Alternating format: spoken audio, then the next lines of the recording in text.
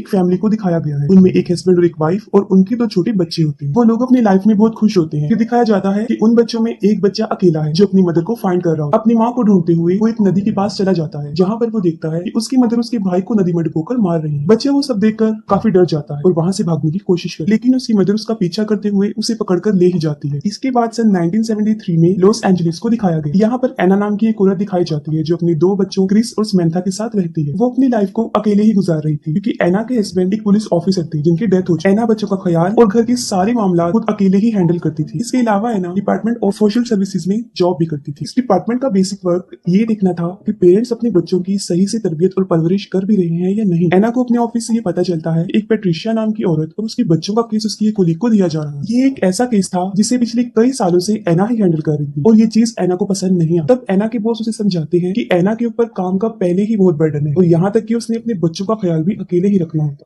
और यही वजह है कि वो केस इसके अलावा किसी और को दिया जा रहा है। मगर फिर भी एना इस पर एग्री नहीं है। वो कहती है कि मैं पेट्रिशिया को जानती हूँ और वो मेरे ऊपर बिलीव भी करती है और उसके बच्चों को तो मैंने अपनी आंखों के सामने ही बड़े होते हुए देखा है। वो कहती है कि उसके अलावा कोई भी ये केस अच्छे से हैंडल नहीं कर सकता। फिर एना के बॉस उसकी बात पर एग्री हो जाते हैं और वो केस एना को ही दे देते हैं। पेट्रिशिया के बच्चों के स्कूल से कॉल आती है कि वो फिर से स्कूल नहीं आ रहे हैं और यही वजह है कि एना को उनके घर जाना था, जिस पर उसके बॉस उसे कहते हैं कि वो अपने साथ एक पुलिस ऑफिसर को भी लेकर जाए और एना एक पुलिस ऑफिसर के साथ पेट्रिशिया के घर पहुंच ही जाती है। सबसे पहले पेट्रिशिया सबको अंदर आने से मना कर दी थी, लेकिन फिर एना उसे बताती है कि वो सिर्फ अकेली ही अंदर आएगी और इस बात पर पेट्रिशिया उसे अंदर आने देती है। एना देखती है कि पेट्रिशिया बहुत बुरी तरह डरी हुई है और वो फिर उससे उसके बच्चों के बारे में पूछती है, जिस पर वो कहती है कि वो सेफ, लेकिन एना को उसके बच्चे नजर नहीं आ रहे होते। फिर एना को एक डोर नजर आता है जिसके ऊपर बहुत ज्यादा आइस की पिक्चर्स बनाई होती है। एना उस डोर के पास जाती है जिसे देखकर पेट्रिशिया बुरी तरह भड़क जाती है। वो एना पर अटैक करती है, उसे मारने की कोशिश करती है। तभी फॉरेन पुलिस वाला वहाँ पर आ जाता है और पेट्रिशिया को पकड़ लेता है और इसी दौरान एना पेट्रिशिया के गले से एक की निकाल लेती है, जिसपे पेट्रिशिया उसे कहती है कि उस डोर को मत ओपन करो, लेकिन एना दरवाजा खोल लेती है और उस डोर के अंदर पेट्रिशिया के दोनों बच्चे होते हैं। वो दोनों बच्चे भी बुरी तरह काफी डरे और सहमे होते हैं और एना को कहते हैं कि दरवाजा बंद कर वरना वो हमें मार दे। एना को इस बात की बिल्कुल भी समझ नहीं आती कि वो बच्चे लाल और रोना की बात कर रहे हैं।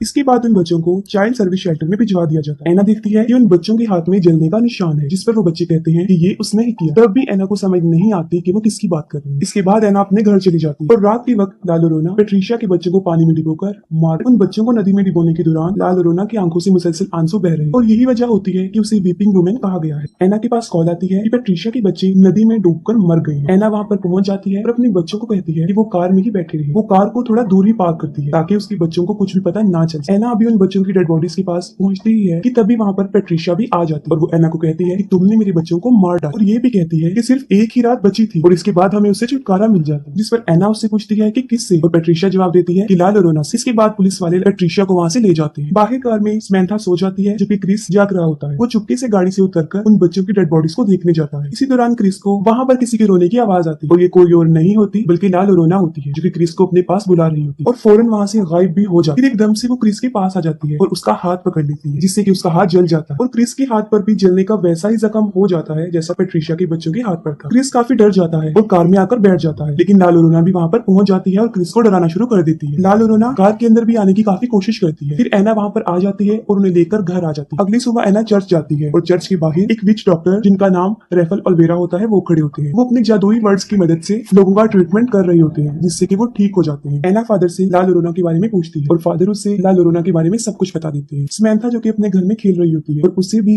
वहाँ पर लाल और रोना नजर आती है। लाल और रोना समंथा का हाथ भी पकड़ के उसे कर्स बना देती है और समंथा के हाथ पर भी जलने का जख्म बन जाता है। एना घर आ जाती है और वो देखती है कि समंथा बहुत ज्यादा डरी हुई है। एना उसके हाथों पर जले हुए जख्मों के बारे में पूछती है, तब समंथा झूठ बोल देती है कि मैं कहीं पर गिर गई। फिर एक डिटेक्टिव जिनका नाम कूपर होता है वो एना के घर पर आते हैं, जो कि एना के हस्बैंड के फ्रेंड थे। कूपर एना को बताते हैं कि पुलिस वालों को पेट्रिशिया पर ही शक है कि उसी ने ही अपने बच्चों को मारा है, लेकिन पेट्रिशिया और उसके गवाहों का ये कहना है कि मर्डर के दौरान पेट्रिशिया फुल टाइम चर्च में ही थी। कूपर एना को एक फाइल देते हैं ताकि वो पेट्रिशिया के केस के बारे में थोड़ी सी इन्फॉर्मेशन ले सके। फिर दूसरी तरफ हम देखते हैं रेफल को जो पेट्रिशिया के घर में होते हैं और लाल और रोना के आंसुओं को कलेक्ट कर रहे होते हैं। रात को एना पेट्रिशिया की फाइल देख रही होती है, तभी उसे वहाँ पर किसी की आहट महसूस होती है। वो जाकर देखती है तो क्रिस नींद में चल रहा होता है। तभी अचानक से घर का दरवाजा अपने आप खुल जाता है और ऐसे फील होता है जैसे कोई मैजिकल पावर अंदर दाखिल हो गई। एना क्रिस को उसके बेड पर सुला देती है और समंथा को देखती है और उसी वक्त कोई पेट्रिशिया के फाइल के पेपर्स को उठाकर जमीन पर फेंक देता है। तब एना समझ जाती है कि रूम में कोई और भी है और अचानक से एना देखती है कि समंथा के रूम में लाल और रोना है। इससे पहले कि वो कुछ कर सकती अचानक से दरवाजा बंद हो जाता है। इसके बाद एना के रूम में भी लाल और रोना आ जाती है और एना उसे कहती है कि वो वहाँ से चली जाए। इतनी ही देर में क्रिस और समंथा दरवाजा खोल के वहाँ पर आ जाते हैं। एना उन दोनों को अपने बेड पर सुला देती है, लेकिन खुद वो सारी रात जागती रहती है, उसे नींद नहीं आती। एना पेट्रिशिया से मिलने जाती है, लेकिन पेट्रिशिया एना को ही उसके बच्चों की मौत का जिम्मेदार समझती है। और उसी दौरान एना पेट्रिशिया के हाथों पर वही जलने का निशान देखती है। पेट्रिशिया उसे कहती है कि लाल और रोना ने किया है, और अब एना के बच्चों को भी उसके रोने की आवाज आएगी और वो उन्हें भी अपने साथ ले जाएगी। पेट्रिशिया एना को ये भी बताती है कि मैंने लाल और रोना को कहा है कि मेरे बच्चे तो मुझे वापस दे दो और एना के बच्चों को ले जाओ। क्रिस को किसी के रोने की आवाज आती है। पहले तो लाल और रोना उसे डराती है और फिर सीढ़ियों से उसे नीचे गिरा देती है, लेकिन मौके पर ही एना वहाँ पर पहुंच जाती है और उसे हॉस्पिटल लेकर जाती है। जब डॉक्टर क्रिस के हाथों पर जलने के जख्म देखता है तो वो डिपार्टमेंट ऑफ सोशल सर्विसेज को कॉल कर देता है। रात को एना के घर पे कूपर और उसकी कोलीग डोना आते हैं और वो ये चेक करने आते हैं कि कहीं एना अपने बच्चों के साथ अब्यूज तो नहीं करती, कि किसी किस्म का कोई तशद्दुद तो नहीं करती। फिर एना क्रिस से लाल और रोना के बारे में पूछती है और वो उसे सब कुछ बता भी देता है। दूसरी तरफ लाल और रोना समंथा को पानी में डुबोकर मार रही होती है, लेकिन मौके पर एना वहाँ पर पहुंच जाती है और उसे बचा लेती है। इसके साथ ही लाल और रोना एना को भी कर्ज कर देती है। बड़ी मुश्किल से एना अपने बच्चों को वहाँ से लेकर भागने में कामयाब हो जाती है। एना चर्च में फादर के पास आती है, तब फादर उसे बताते हैं एनाबेल डॉल के बारे में, कि जब वो एनाबेल डॉल को लेकर आ रहे थे तब उस डॉल ने उन्हें बुरी तरह जख्मी कर दिया। और वो ये भी बताते हैं कि इस तरह की चीजों में शैतानी ताकत होती है और चर्च तुम्हारी हेल्प भी करेगा। लेकिन उन्हें चर्च से सर्विसेज लेने में कई हफ्ते लग जाने थे, लेकिन एना के पास इतना वक्त नहीं था और फादर एना को रेफेल के पास जाने का मशवरा देते हैं। एना अपने बच्चों को लेकर रेफेल के पास चली जाती है। पहले तो वो उनकी मदद करने से इनकार कर देता है, लेकिन किसी तरह वो बच्चों की खातिर उनकी हेल्प करने को तैयार हो जाती है। रेफेल अपने साथ इस प्रोसेस में इस्तेमाल होने वाली सारी चीजें अपने साथ लेकर जाती है और अपने मैजिकल वर्ड्स की मदद से अंडों के जरिए वो ये पता करवाते हैं कि यहाँ पर कोई जादुई ताकत, कोई शैतानी ताकत है भी या नहीं। लेकिन जब सारे अंडों को तोड़ा जाता है तो वो अंदर से काले निकलते हैं, जो इस बात की तरफ इशारा थे कि वहाँ पर वाकई कोई शैतान मौजूद है। रेफेल अपने मैजिकल वर्ड से सारे घर को बांध देते हैं, क्योंकि रात होने वाली थी और लाल और रोना की पावर मजीद बढ़ जाती है। रेफेल एना और उसके बच्चों को बचाने के लिए अपने बहुत सारी चीजों को और बहुत सारे अल्फाजों को इस्तेमाल करते हैं। रेफेल क्रिस को उस क्रॉस के बारे में बताता है जो फायर ट्री से बना होता है, और जब लाल और रोना अपने बच्चों को मार रही थी तब उसे ऐसा करता सिर्फ फायर ट्रीज ने ही देखा था, और उसी वक्त वो फायर ट्रीज रो भी रही। फायर ट्रीज लाल और रोना के इस गुनाह का एक अकेला और अकलौता सबूत थे, जिसके आगे लाल और रोना की सारी पावर कमजोर पड़ जाती। रेफेल बताते हैं कि ये एक बहुत ताकतवर शैतान है और हमें सबको मिलकर इसके खिलाफ लड़ना पड़ेगा। फिर वो अपने मैजिकल वर्ड्स की मदद से लाल और रोना के आंसुओं को पाक साफ करते हैं ताकि उसे उसके खिलाफ ही इस्तेमाल कर सके। जब रात हो जाती है तो उन्हें लाल और रोना के आने का मैसेज मिल जाता है और रेफेल एना और उसके दोनों बच्चों को कैंडल्स के एक दायरे में रखते हैं। फिर लाल और रोना को छींक आती है और उसकी शैतानी पावर की वजह से हवा के वेव से सारी कैंडल्स बुझ जाती है। लाल और रोना सबसे पहले एना पर अटैक करती है और उसके बाद वो क्रिस पर अटैक करती है। लाल और रोना क्रिस को खींचकर बाहर ले जाती है और रेफेल क्रिस को पकड़ लेते हैं और वो वही आंसू लाल और रोना के फेस पर फेंक देते हैं। लाल और रोना के फेस पर वो आंसू गिरते ही उसका फेस जलने लगता है, लेकिन वो अभी भी जिंदा होती है और खत्म नहीं हो पाती। तभी रेफेल घर के दरवाजे पर फायर ट्रीज के बीज को लगा देता है। इन बीजों को पार करके वो अंदर नहीं आ सकती थी, लेकिन वो मजीद गुस्से में आ जाती है। फिर लाल और रोना पीछे से अंदर आने की कोशिश करती है और ये सब पिछले दरवाजे को बंद करने की कोशिश करते हैं। यहाँ पर लाल और रोना ने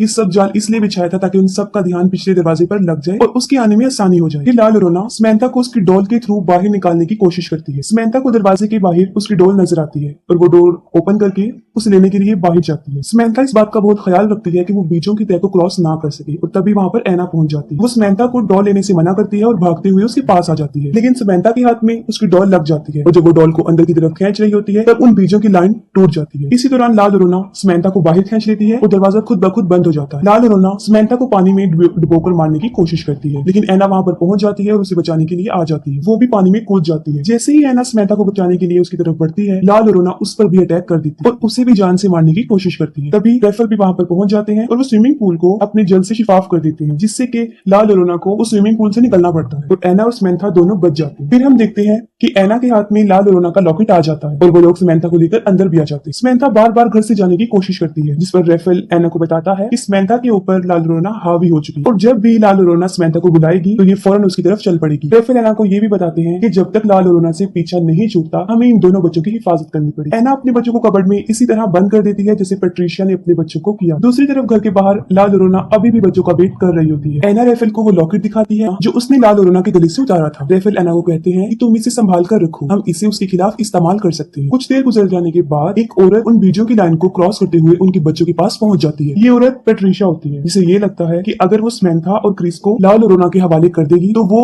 उसके बच्चे उसे वापस लौटा देगी। रेफेल पेट्रिशिया को रोकने की बहुत कोशिश करता है, लेकिन वो उसे शूट करके मार देती है और बीजों की लाइन तोड़ देती है। और इसी दौरान लाल और रोना को भी घर के अंदर आने का मौका मिल जाता है। अंदर आते ही पहले वो एना पर अटैक करती है और उसे बेसमेंट में फेंक देती है और उसका डोर अपने आप लॉक हो जाता है। फिर वो घर के सारे दरवाजों को बंद कर देती है ताकि बच्चे बाहर ना जा सके। इसी दौरान क्रिस लाल और रोना को वो लॉकेट उठाकर समंथा के साथ ऊपर की तरफ भागता है। क्रिस और समंथा स्टोर में जाकर छुप जाते हैं और लाल और रोना भी उनका पीछे करते हुए वहां पर पहुंच जाती है। लाल और रोना उन्हें मारने ही वाली होती है कि क्रिस उसे उसका लॉकेट दिखा देता है। अपना लॉकेट क्रिस के हाथ में देखकर लाल और रोना अचानक से नॉर्मल लेडी बन जाती है। लाल और रोना को वो लॉकेट असल में उसके बच्चों ने दिया था और वो अपने बच्चों की तरह क्रिस को टच करती है और रोना शुरू करती है। साथ में पेट्रिशिया को भी अपनी गलती का एहसास हो जाता है। वो लॉक तोड़कर एना को बाहर ले आती है। एना भागते हुए ऊपर की तरफ आ जाती है और साथ में उसके रेफेल भी आ जाता है जो कि मरा नहीं होता। दूसरी तरफ लाल और रोना जब क्रिस को टच करते हुए रो रही होती है तो उसके पीछे रखा हुआ मिरर उसका कपड़ा हट जाता है और जब लाल और रोना खुद को शीशे में देखती है तो वो फिर से शैतान बन जाती है और वो शीशा भी टूट जाता है। लाल और रोना रेफेल को हवा में उठाकर बाहर फेंक देती है और इसी दौरान एना भी वहां पर पहुंच जाती है। क्रिस और समंथा एना के पास भागकर आ जाती है। जैसे ही लाल और रोना एना क्रिस और समंथा को मारने के लिए उनकी तरफ बढ़ती है, रेफेल उसकी तरफ फायर ट्री से बना हुआ वो क्रॉस फेंक देता है। एना उस क्रॉस को उठाती है और लाल रोना के सीने में डाल देती है। उस क्रॉस की वजह से लाल रोना खत्म हो जाती है और सब कुछ नॉर्मल हो जाता है और इसके साथ ही मूवी भी